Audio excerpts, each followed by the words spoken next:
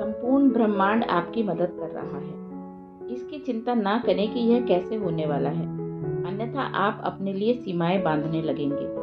बस यह निश्चित कर लें कि आपको क्या चाहिए और सारा ब्रह्मांड आपके लिए सब कुछ दोबारा व्यवस्थित करेगा। आप जिस भी मार्ग पर हों, संभवतः वह सही मार्ग होगा। वह आपकी मदद करेगा। यह आपके लिए वह संकेत उपलब्ध कराएगा जहां पर आप होना चाहते हैं।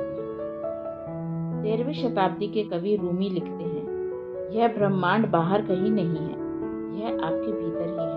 अपने अंदर झांकें। आप जो कुछ भी चाहते हैं वह सब कुछ आपके अंदर विद्यमान है। रूमी इस बात से शायद सहमत होते कि हो सकता है कि यह ब्रह्मांड आपके लिए उपलब्ध ना हो, तो उसका बस एक ही कारण होगा कि आप उसके साथ अनुसंगत नहीं हैं।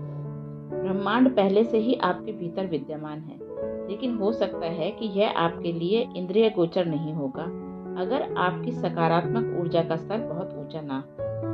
हालांकि आप इसे प्रकाश में अपने शब्दों, कार्यों, भावनाओं और विश्वास के माध्यम से ला सकते हैं। ब्रह्मांड हमारी मदद रचना करने में या इससे अधिक हमारी वास्तविकता में और संभावनाएं जोड़ने में करता है। यह आपको वह संकेत देता है जिनका आपको अनुसरण करना होता है और अपने विचारों को काम करने के लिए संप्रेषित करना होता है। इस पर प्रतिक्रिया देना या ना देना आप पर निर्भर करता है। आप यह निश्चय कर सकते हैं कि आपके लक्ष्य आपके लिए कुछ ऐसे काम करें जिसका आप आनंद लेते हैं।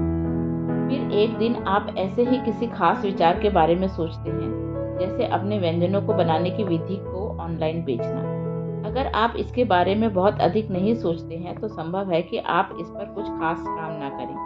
हो सकता है कि आप फिर इस विचार को मन में आने वाले अन्य विचारों की तरह ही खारिज कर दें। इसी सप्ताह में आप हो सकता है कि कुछ ऐसे ब्लॉगर्स के बारे में जानें जिन्होंने अपनी रेसिपी साझा की हो सकता है कि यह मात्र संयोग हो, तो आप मिलने वाले संकेतों को नजरअंदाज कर दें और बजाय इसके अपनी ऊर्जा को कहीं और लगाएं। लेकिन इन संकेतों की उपेक्षा कर आप जो कुछ भी चाहते हैं उसे खो दें।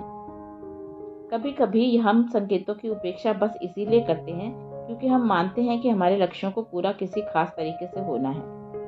मैं सचमुच यह करना चाहता था कि अपने रचनात्मक कौशल को संसार को सकारात्मक तरीके से करने के लिए बदलने के लिए करना चाहता था और निसंदेह आरामदायक ढंग से जीवन जीना। मैं सोचता था कि इस तरह से जीने का बस एक ही रास्ता है और वह कपड़ों से होकर गुजरता है। एक बार मैंने अपने मन में इस विचार को निकाल दिया कि इसके माध्यम से यह कैसे होने वाला है, तो मैंने खुद को अन्य विचारों को आजमाते हुए पाया।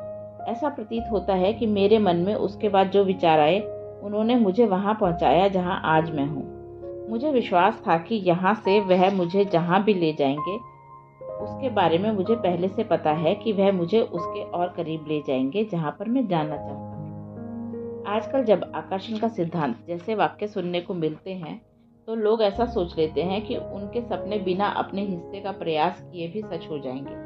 लेकिन आपको अपने विचारों और जो कुछ भी आपके मन में जन्म ले रहा है पर काम करना ही होगा। उस प्रेरणा पर काम करना ही होगा जिसे ब्रह्मांड द्वारा आपको संप्रेषित किया जा रहा है। वह ब्रह्मांड द्वारा आपको आगे ले जाने का इशारा है, जैसे वह कह रहा हो, इस रास्ते पर आगे बढ़ो, इसे आजमाओ।